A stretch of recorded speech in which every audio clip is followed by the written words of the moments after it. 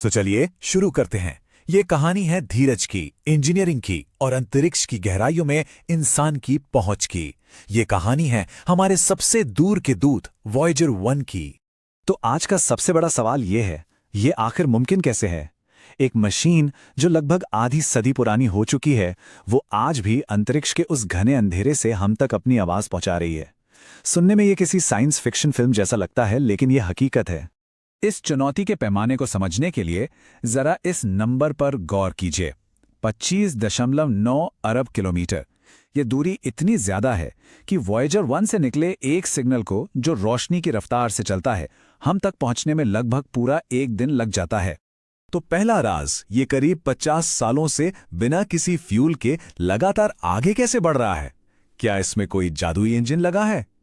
खैर, जवाब इससे कहीं ज्यादा आसान और कमाल का है। असल में वॉयेजर अब किसी रॉकेट का इस्तेमाल नहीं कर रहा है। लॉन्च के बाद ग्रहों के पास से गुजरते हुए इसे जो रफ्तार मिली थी, बस उसी रफ्तार से आगे बढ़ता जा रहा है। देखिए, इंटरस्टेलर स्पेस यानी तारों के बीच की जगह लगभग पूरी तरह से खाली है, तो इसे धीमा करने के लिए ना कोई हवा है, ना कोई रुकावट। और ये बात इसे एकदम सटीक तरीके से समझाती है। न्यूटन का पहला नियम यही तो कहता है कि कोई चलती हुई चीज तब तक चलती रहेगी जब तक कोई बाहरी ताकत उसे रोके नहीं।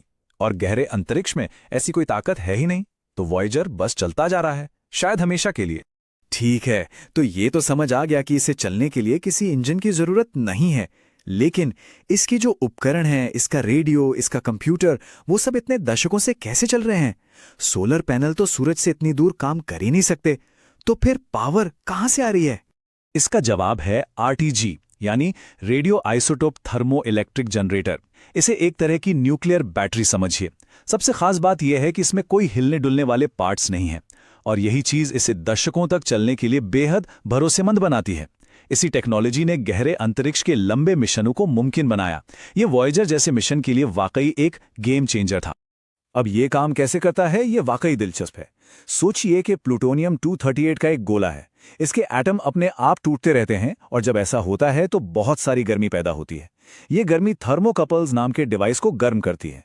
इन डिवाइस का दूसरा सिरा अंतरिक्ष की जबरदस्त ठंड की तरफ होता है।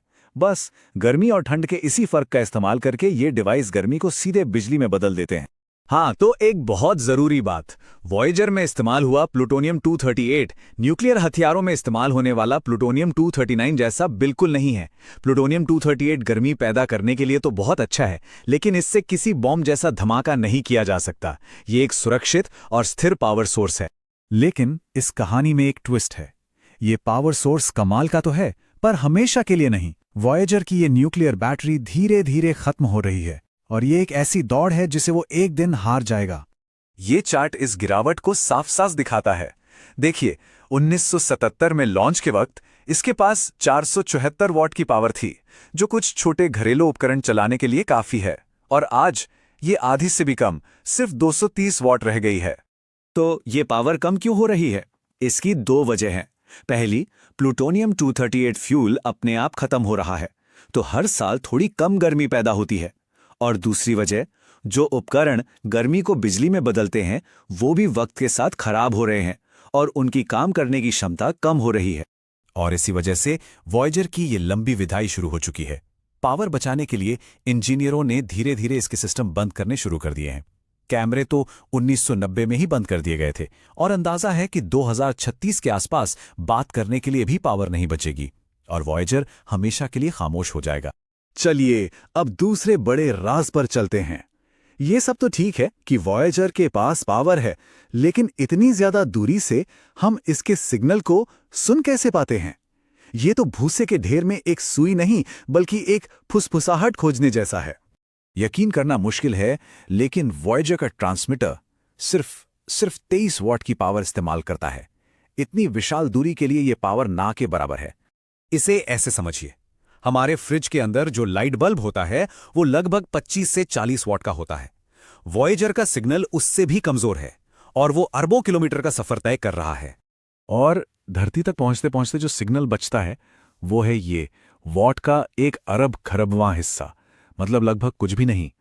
ये सच में एक इंजीनियरिंग का चमत्कार है कि हम इसे सुन भी पाते हैं। तो हम इसे पकड़ते कैसे हैं? इसका सारा श्रेय जाता है अर्थ के डीप स्पेस नेटवर्क यानी डीएसएन को। ये दुनिया भर में फैले हुए बहुत बड़े बड़े 70 मीटर चौड़े रेडियो डिश हैं। इन्हें ब्रह्मांड की सबसे धीमी फुसफुसाहटों को सुनने के लिए ही बनाया गया है। एक तरह से ये हमारे ग्रह के कान हैं जो वॉयेजर की धीमी आवाज को पकड़ते हैं। लेकिन ये सिर्फ एक तकनीकी चमत्कार की कहानी नहीं है।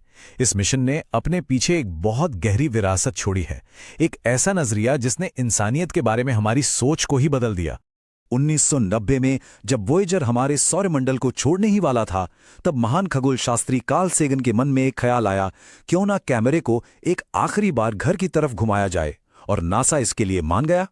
और उस तस्वीर ने, जिसे आज पेल ब्लू डॉट या फीका नीला बिंदु के नाम से जाना जाता है, ब्रह्मांड में हमारी जगह को लेकर सबसे गहरे विचारों को जन्म दिया।